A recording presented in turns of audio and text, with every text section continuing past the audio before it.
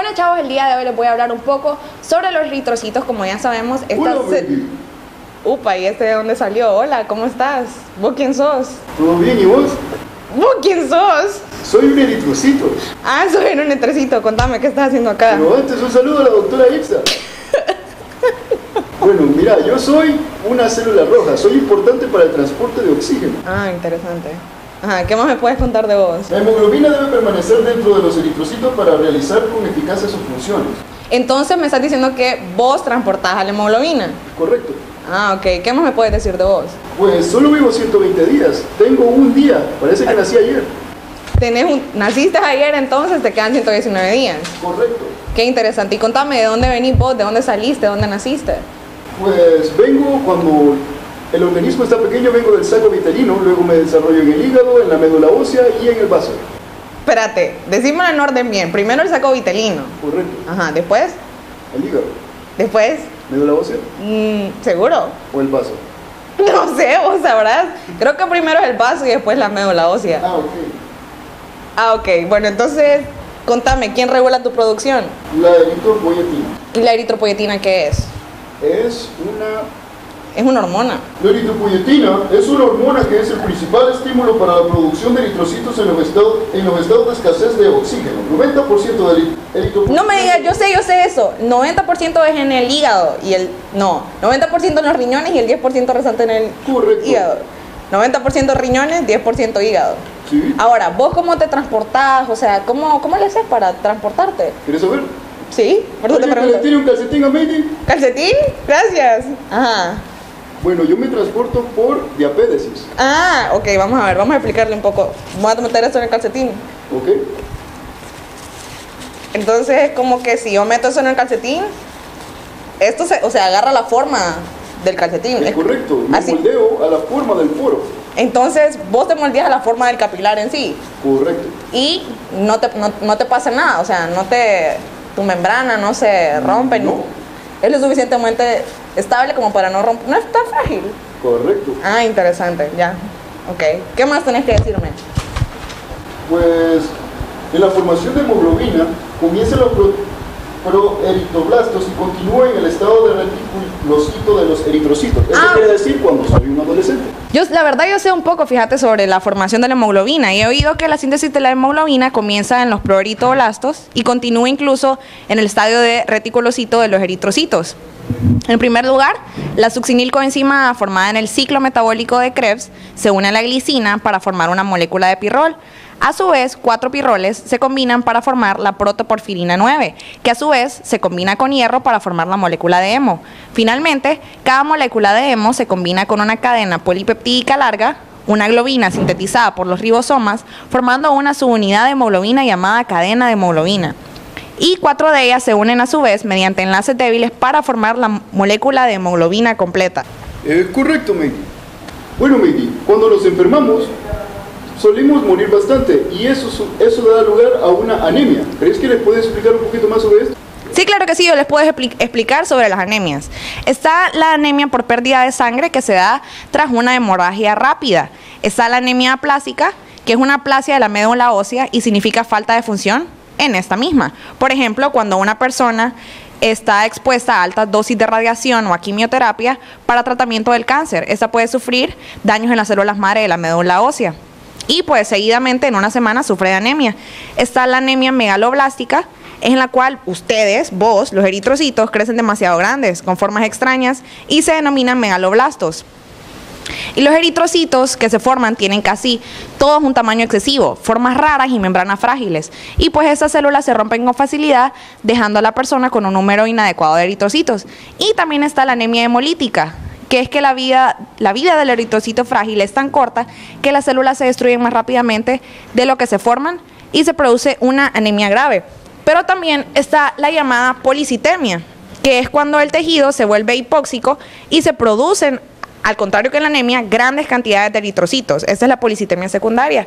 Y está la policitemia vera, que es una aberración genética en las células hemocitoblásticas que producen eritrocitos. Cuando ya hay suficientes eritrocitos, los blastos aún así no dejan de producirlos. Entonces, eso es todo lo que tenés que decirme. Sí, Maggie, tengo que irme. Ok, fue la verdad un gusto haber estado platicando con vos. ¿Querés mandarle un saludo especial a alguien? A Mayra, te amo, Mayra. Ok, bueno, eso ha sido todo por hoy, chavos. Espero no haya aprendido un poco sobre los eritrocitos. Bye.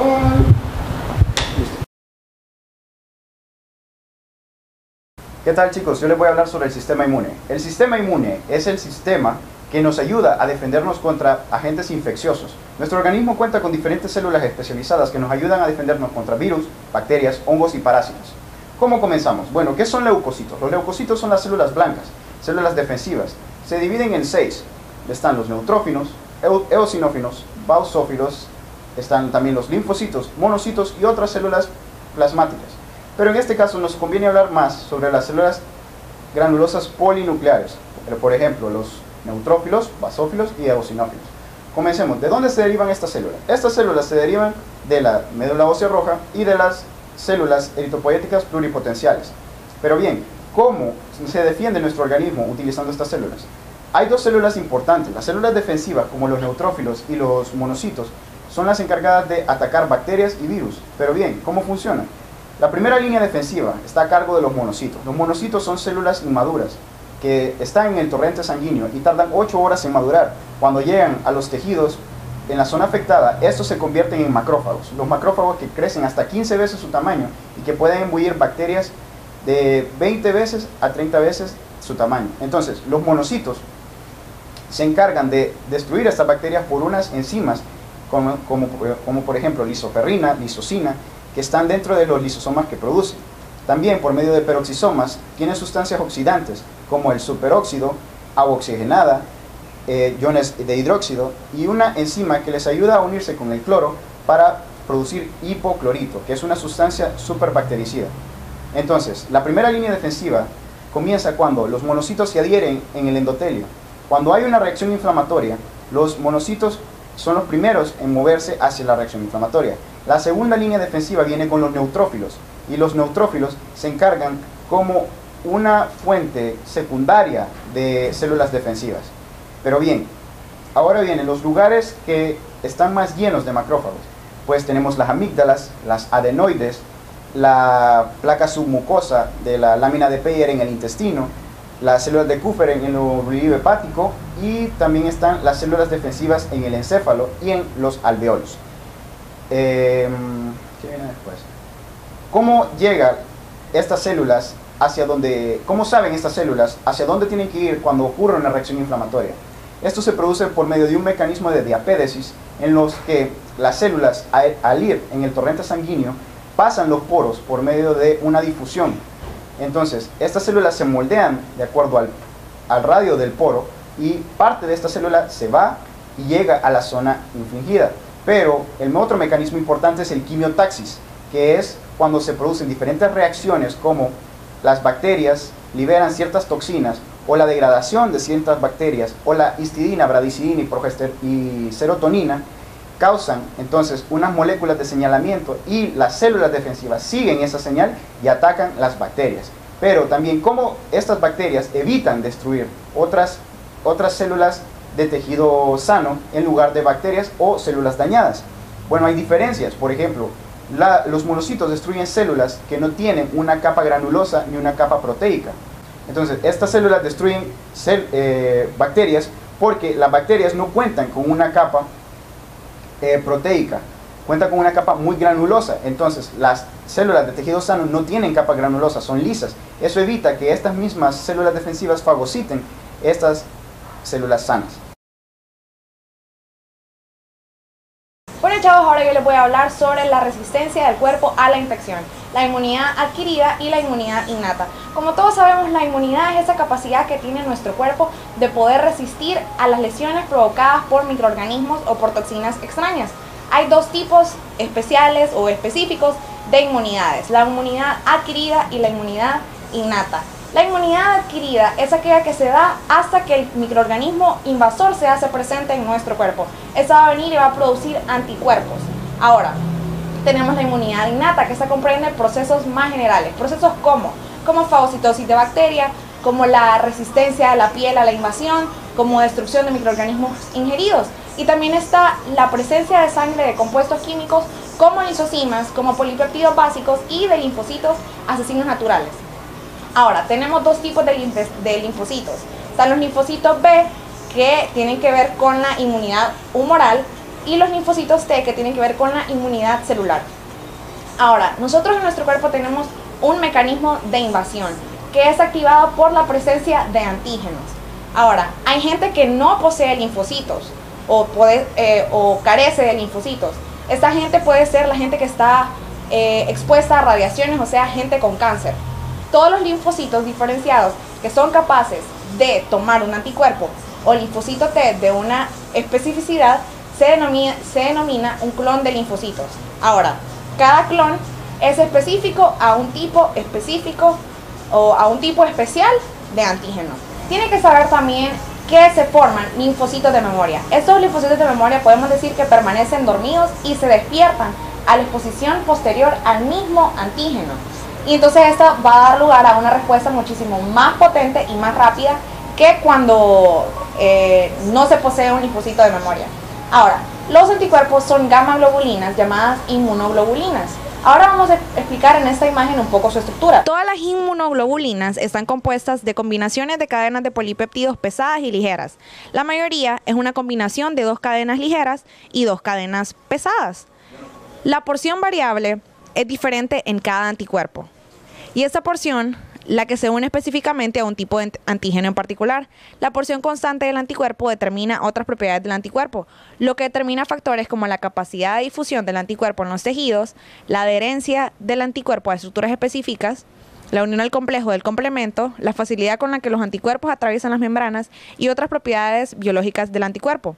Ahora, los anticuerpos poseen también una especificidad. Cada anticuerpo es específico frente a un antígeno en particular. Esto se debe a que en sus porciones variables de las cadenas pesadas y ligeras tienen una estructura de aminoácidos especial. Ahora, hay 5 clases generales de anticuerpos: la IgM, IgG, IgA, IgD e IgE. Ig se refiere a inmunoglobulina y las otras 5 letras designan las clases respectivas. Ahora, los anticuerpos poseen diferentes mecanismos de acción. Está el ataque directo del invasor, está también la actividad del sistema de complemento. Los anticuerpos también pueden inactivar mediante una neutralización, una precipitación, una aglutinación o una lisis. Ahora, hay diferentes tipos de linfocitos T. Están los linfocitos colaboradores, que vienen a regular funciones inmunitarias y forman linfocinas. Estas actúan sobre otras células del sistema inmune. Están también las citotóxicas, que esas son mejor llamadas como asesinas. Estas provocan un ataque directo matando al invasor.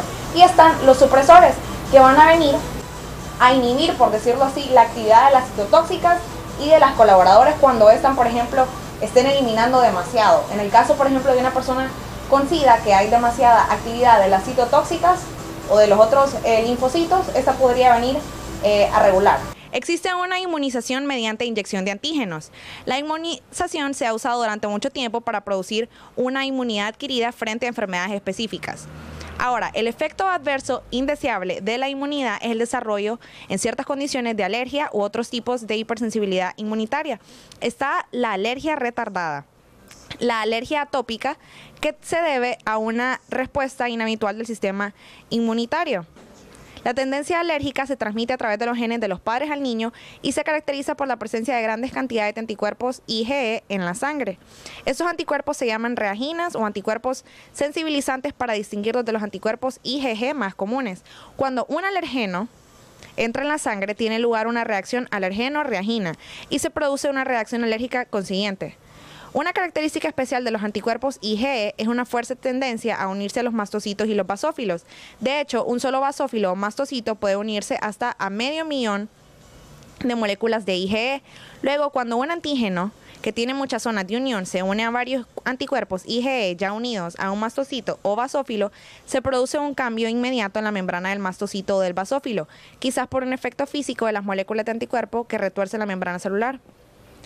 Ahora, existe también la anafilaxia, que es cuando se inyecta directamente un alergeno específico en la circulación y el alérgeno puede reaccionar con los basófilos de la sangre y con los mastocitos de los tejidos localizados inmediatamente fuera de los vasos sanguíneos pequeños y los basófilos y los mastocitos se han sensibilizado por la unión de reaginas IgE. Luego se produce una reacción alérgica generalizada en todo el sistema vascular y en los tejidos asociados y a eso se le denomina anafilaxia. Tenemos también la urticaria, que se debe a un antígeno que entra en zonas específicas de la piel y produce reacciones anafilactoides localizadas. Tenemos también la fiebre del heno, que es la reacción alergeno-reagina que tiene lugar en la nariz, y el asma, que aparece a menudo en el tipo alérgico de persona. Y en ella la reacción alergeno-reagina tiene lugar en los bronquiolos de los pulmones. Bueno, chavos, espero que hayan aprendido un poquito más sobre la resistencia del cuerpo a las infecciones y sobre los diferentes sistemas inmunes. ¿Qué tal, compañeros? Yo les voy a seguir hablando sobre los tipos de sangre y cómo podemos definir cuando una sangre es positiva, negativa y los tipos de genes que dan lugar a nuestro tipo sanguíneo. Comenzamos con esta tabla. Los tipos sanguíneos y sus genotipos. Bueno, los genes, nosotros heredamos todas nuestras características físicas y genéticas de nuestros padres. Nuestros padres nos dan nuestro tipo de sangre. ¿Cómo? Los genotipos es una combinación de genes. Estos son los tipos de genotipos. O A, AA, OB, BB y AB. Esto, el genotipo OO es bien recesivo, tiene mucho más poder un genotipo AA y un BB, y por lo tanto el gen A y B son más fuertes que un gen O. Ahora, nuestros grupos sanguíneos, si hay un O, habrá un O, si hay un AB, habrá un AB, y cuando hay una combinación entre un O, un A o un B, siempre habrá una dominación por parte del gen A o B. Ahora, los aglutinógenos son los anticuerpos formados por este tipo sanguíneo. En este caso, el genotipo OO no produce aglutinógenos. Cuando hay presencia de un genotipo A o un gen A, entonces se van a crear aglutinógenos de tipo A. Y cuando hay un genotipo de tipo B, se van a crear aglutinógenos de tipo B. Ahora, como es un sistema antígeno-anticuerpos, se tiene que crear anticuerpos para contrarrestar cuando la sangre no es viable, entonces se crean anticuerpos y entonces se crean los aglutininas. Las aglutininas son los anticuerpos para contrarrestar la sangre no viable. Entonces, cuando hay presencia de un aglutinógeno de tipo A, se van a crear entonces aglutininas anti-B. Cuando hay aglutinógenos de tipo B, se van a crear aglutininas anti-A. Y así sucesivamente. Entonces, ¿cómo se da la positividad o negatividad en los tipos de sangre? Se tiene que hacer una tipificación sanguínea.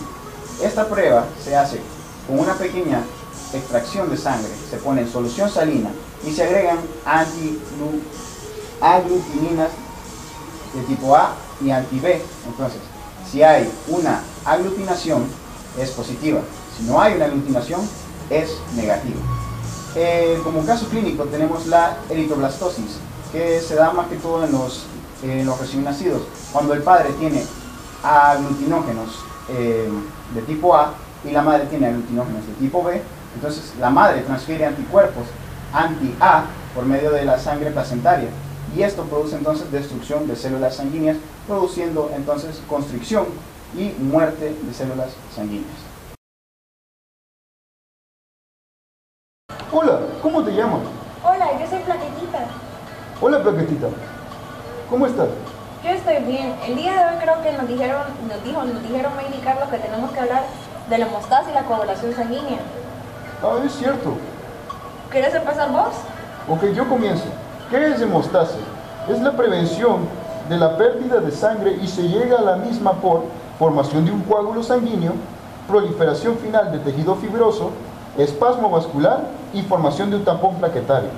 Un espasmo vascular es un estrechamiento súbito y breve de un vaso sanguíneo que puede reducir temporalmente el flujo de sangre de los tejidos que irriga y es resultado de un espasmo miógeno local, factores autacoides locales y reflejos nerviosos. La formación del tampón plaquetario es la reparación con plaquetas y se basa en varias funciones de la misma plaqueta. Las plaquetas entran en contacto con la superficie vascular dañada, empiezan a hincharse en forma irregular con pseudópodos, sus proteínas contráctiles se contraen fuertemente liberando varios factores activos, se adhieren al colágeno del tejido vascular, segregan gran cantidad de ADP y sus enzimas forman el tromboxano A2. El ADP y el tromboxano A2 actúan en plaquetas cercanas, activándolas y adhiriéndolas y formando así el tapón plaquetario. Ahora, ¿cómo se da la coagulación sanguínea en el vaso roto? Bueno, mira, te voy a explicarte que vos no sabes nada. El coágulo empieza a aparecer en 15 a 20 segundos si el traumatismo de la pared vascular ha sido grave y en 1 a 2 minutos si el traumatismo ha sido menor. Ok, la organización fibrosa o disolución del coágulo sanguíneo, una vez formado el coágulo sanguíneo, sigue uno de dos caminos. Puede invadirlo los fibroblastos formando un tejido conjuntivo por todo el coágulo o puede disolverse por enzimas. Ahora, el mecanismo de la coagulación de la sangre. En la sangre y tejido se encuentran más de 50 sustancias que estimulan o afectan la coagulación. Están los procoagulantes y los anticoagulantes. Y en sí el mecanismo general, que es que el taponamiento tiene lugar en 3 etapas esenciales. La formación del activador de protrombina, decime la otra. La trombina convierte el fibrinógeno en fibras de fibrina. Y la conversión de protrombina en trombina. Ok, ¿qué es protrombina? Es una proteína inestable del plasma, un alfa-2 globulinascón, peso molecular... Nacón, así como que es bien naco. Sí, nacón. Es una concentración de 15 miligramos por decilitro y puede desdoblarse fácilmente en compuestos más pequeños y se forma en el hígado. La trombina, que es un compuesto pequeño procedente de la protrombina y con peso molecular de 33.700. Y por último, el fibrinógeno, una proteína de peso molecular de 340.000, está en el plasma en cantidad de 100 a 700 miligramos por decilitro y se forma en el hígado. El coágulo sanguíneo se compone de una red de fibras de fibrina que va en todas direcciones atrapando células, las plaquetas y plasma. La retracción del coágulo en el suero. Las plaquetas sirven mucho en la retracción del coágulo. Este por lo general empieza a contraerse y exprime la mayor parte del líquido del coágulo en 20 a 60 minutos. Ahora, existen vías intrínsecas e intrínsecas. ¿Cuál es la función de los iones calcio en estas vías? Excepto en los 2 primeros pasos de la vía intrínseca, se necesitan los iones calcio para la promoción o aceleración de todas las reacciones de la coagulación sanguínea. Por tanto, si no hay iones calcio, no se produce la coagulación por ninguna vía. Se puede evitar la coagulación reduciendo la concentración debajo del umbral de coagulación por la desionización con ion citrato y precipitando con ion oxalato. La prevención de la coagulación sanguínea en el sistema vascular normal está dada por anticoagulantes intravasculares. Los ruptores de la superficie endotelial dan lugar a la lisura de la superficie endotelial, una capa de glucocáliz del endotelio, la trombomodulina Q se une a la trombina y por consiguiente activa una proteína plasmática, la proteína C. Y también está la acción antitrombínica de la fibrina y la antitrombin 3, que están las fibras de fibrina y la alfa-globulina, llamada también antitrombina 3 o cofactor antitrombina heparina.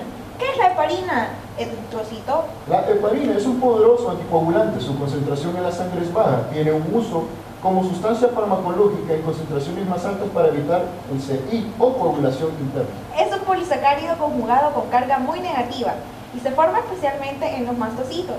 La heparina por sí misma tiene pocas o ninguna propiedad anticoagulante, pero cuando se combina con antitrombina 3, aumenta de 100 a 1000 veces la eficacia de la antitrombina 3 para eliminar la trombina.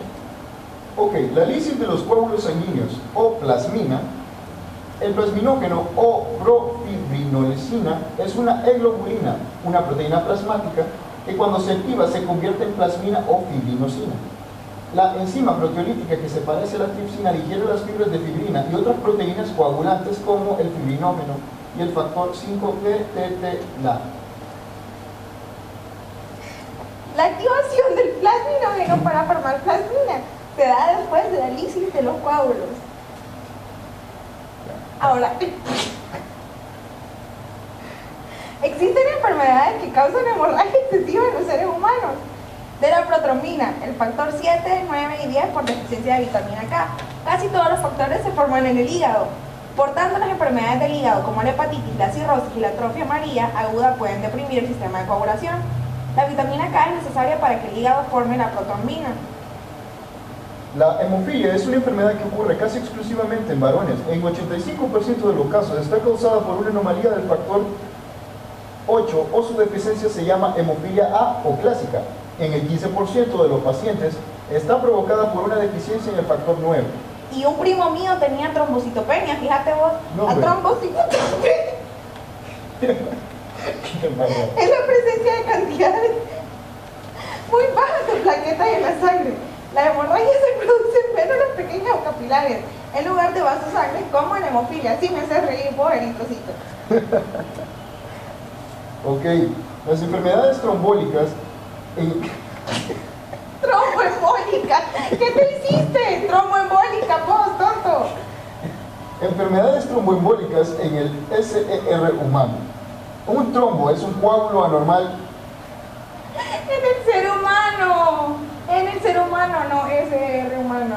Ok. Un émbolo es un coágulo o trombo que fluye. Con la sangre. Y el trombo, que es un coágulo normal que aparece en un vaso sanguíneo.